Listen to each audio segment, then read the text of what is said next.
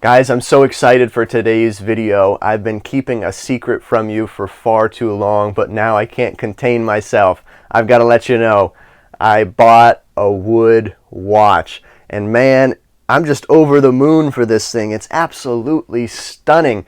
Now, there are many different kinds of wood watches out there, various styles, variations, sizes from different brands, but they're hard to find today. If you're in America especially, you know that the wood prices have really skyrocketed. Pieces of plywood are going for astronomical prices, and that applies to wood watches. And so these things have really appreciated. They've gone up in value. They're thousands of times more than what they were just a few months ago. But I was really grateful to get in on one of these a few months ago and got this on Fleabay, and now it's just appreciated far beyond that I could ever imagine, and it's worth thousands and thousands more. So I'm excited to show you this stunning piece today, but we're going to go a step further. We're going to leave the dungeon. I'm going to go outside, and I'm going to show you how to use a wood watch. They're not like your typical stainless steel watches. There's a specific way you have to use them, and to use them properly, and so that's what we're going to do in today's video. Now, before we jump into how to use a wood watch, I want to go over some specs and features really quickly of this amazing and beautiful wood watch. The movement here is no doubt a high-end quartz of some kind. There is no doubt really high quality sapphire crystal on this watch. The case material, I'm not 100% sure what kind of wood they are using here, but I assume that it's probably a premium Chinese bamboo of some kind. Case diameter here is 45.5 millimeters. Case thickness came in to be a thin 10.8 millimeters. Lug to lug distance is 53.7 millimeters, and the lug width is a little bit strange, coming in at 12 millimeters. The band material here is no doubt a top quality, genuinely fake leather. The water resistance really is not applicable because you don't wear a wood watch in water because wood floats. We all know that. The weight here came in to be 27 grams, and the price is really unknown. I mean, like I said, the market is on fire.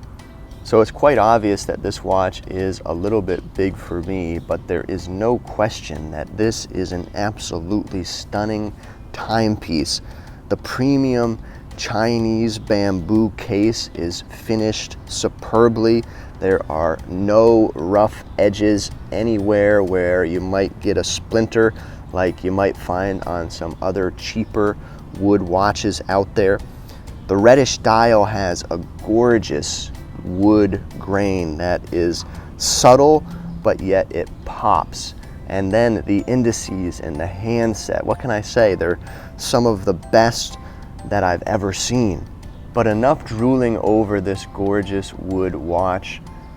Let's get into the important part of this video. So now begins the most important part of this video. I'm going to show you how to use a wood watch properly. They're not like your typical stainless steel watches. There's a certain process you need to go through to use them in a right way. So that's what we're going to show you right now. So step one is you need to gather all of the materials to build a proper fire. Conveniently, I've already laid these out here so you can see it, but what you'll need is some tinder. I've chosen some paper, and then some different sizes of kindling, cardboard, little pieces of wood, larger pieces of wood, all the way up to some small logs. So step two is really quite simple. You just got to start building this thing. Start by grabbing your tinder, crumpling up your pieces of paper, putting it in the base, getting that all nice and situated. And then after you do that, you grab your small pieces of kindling. Mine is cardboard. I'm laying them out here, and then after I'm just working my way up with the rest of the kindling. And I like to use the TP method in my fire building, but you can use really any method that you prefer. Now you might be wondering, what does building a fire have to do with how to use a wood watch properly? Well, I promise you, if you stay with me, it will all become clear here in a moment.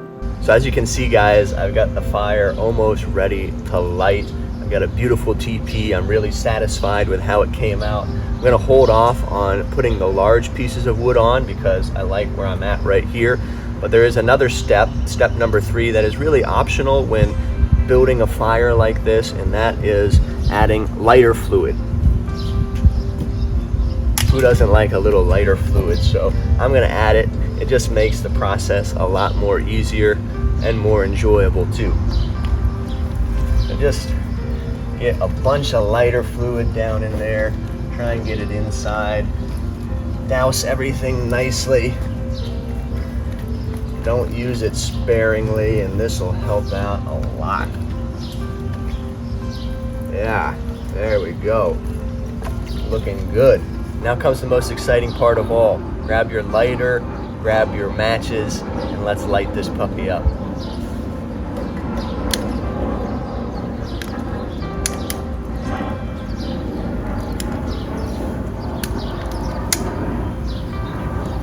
Woo! Yeah! Woo! Yeah! Woo! Yeah!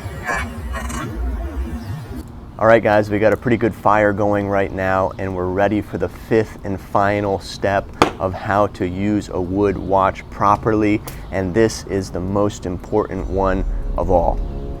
Take old Woody off your wrist, admire it for a second or two, and then finally come to your senses. Slap yourself a couple times and ask yourself why you bought this ugly piece of junk in the first place. Wood doesn't belong on watches, just like it doesn't belong on cars. And now that you're back in your right mind, approach the beautiful fire which you've built and place that wood watch right where it belongs. And stand there and watch it burn with happiness and glee. This is how to properly use a wood watch.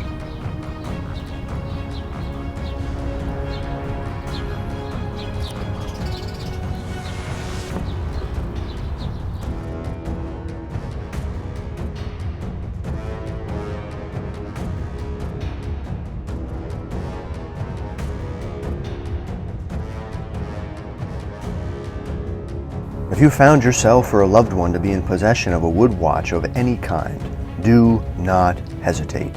Follow the steps outlined in this video and use your wood watch properly.